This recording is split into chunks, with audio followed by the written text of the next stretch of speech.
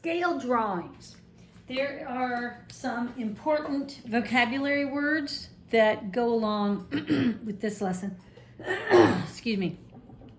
Congruent figures. Figures with exactly the same shape and size are congruent. If their angles and their sides are equal, or this is the symbol meaning congruent, and congruent is the same thing as equal, they are congruent. So I've got two little pictures here. Each of these small triangles has measurements on each side is 2 inches or 2 feet.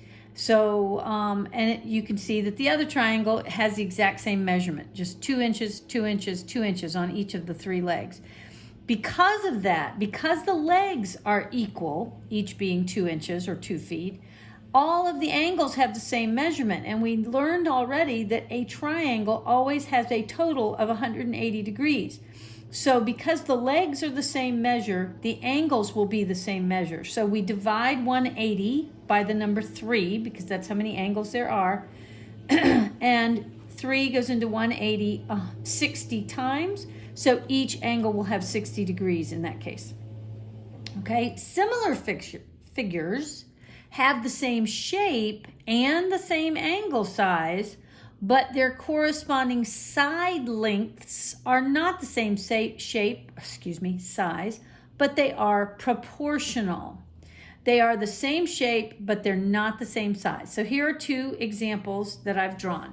They're both right triangles in this particular case, and the small triangle has a vertical leg of 3, a measurement of 3, a horizontal leg of 4, and then the hypotenuse is a measure of 5.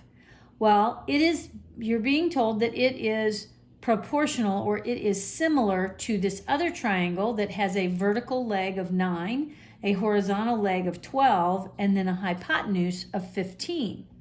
And if you compare how these legs relate to their corresponding leg on the other triangle, you'll see that they have the same ratio. So 3 relates to this 9, and it was 3 times 3 is 9. 4 relates to the 12, and 4 times 3 gives you 12. And so 5 relates to this 15, and 5 times 3 is 15. So that is how these things happen to be proportional. All right, another important word, ratio, and we've talked about ratio before. That's a comparison of just 2 numbers. It can be used to find the scale factor of a drawing. Example, the scale factor of a map. On a map, you'll have 1 inch is equal to 100 miles. It could be written as 1 inch, and then you could have the colon, 100 miles, or you could have 1 inch, and then the fraction bar, and then 100 miles on the bottom.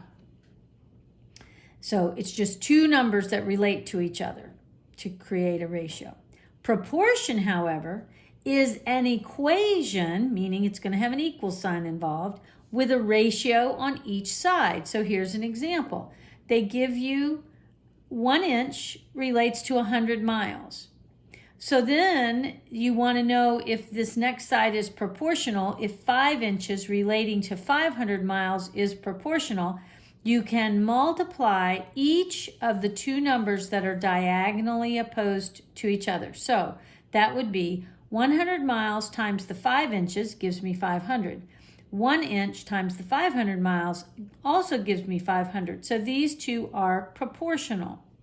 And we've done this type of thing before where we needed to find a missing number. So we'll go forward and see how this works out for us. We see proportions when we enlarge a drawing or a blueprint to real life size. Example of a scale drawing being 1 inch colon to 5 feet. So they're saying that in the drawing, something that's 1 inch is really the same as 5 feet in real life. If they tell you that the length of a drawing is 6 inches and they ask how long it is in real life, start with the original scale and set it equal to the other number that they give you. Example, we are told that 1 inch in the drawing is going to be equal to 5 feet in real life. Then they tell you that there's something that's 6 feet in the drawing, 6 inches in the drawing, and they want to know what it's like in real life. So you go back to what we knew before about ratios and proportions, and we are always going to multiply the two numbers that are diagonal and divide by what's left. So we're cross multiplying the 5 times the 6, which gives us 30 feet, and then we're going to divide it by the 1 inch, and it still gives us 30 feet. So in the drawing, the item that is 6 inches in the drawing, but in real life, it's 30 feet long or tall or whatever the item was. So be sure, though, to match corresponding sides if they're giving you figures.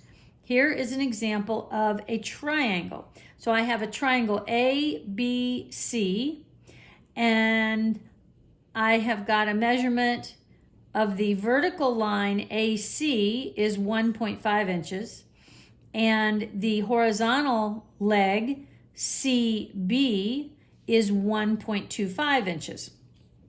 And I don't know what the hypotenuse measurement is. Then I have that was figure number 1. Then I have figure number 2, and it's not in the same orientation. It's almost an upside down triangle in relation to this first one that I've described. And so the letter FG has a measurement of 0.625. Well, we need to figure out which leg on the figure 1 did this 0.625 relate to. And in reality, FG, the bottom, it is the horizontal leg, really is relating to CB in figure 1. So this 1.25 is relating to 0.625. So let's go on. Notice that the CB, that's the 1.25, corresponds to the FG, which is 0.625. If they ask you what is the scale factor, put the first number in the numerator and the second on the bottom, and then you reduce it. So if they ask you what is the scale factor of figure 1 to figure 2, you want to be sure to put the first number they give you in the numerator. So I'm getting this 1.25 in the numerator. Then it corresponds to 0.625. I put that in the denominator. Then I go ahead and divide. I want to get to a 1 in this case in the denominator. And I get a 2 over 1, or it is the whole number 2. So the scale factor would be considered 2. Pay attention to the order that they ask for. In this case, they wanted to know the relationship, the scale factor of figure 1 to figure 2. So I put figure 1's number in the numerator and figure 2's number in the denominator.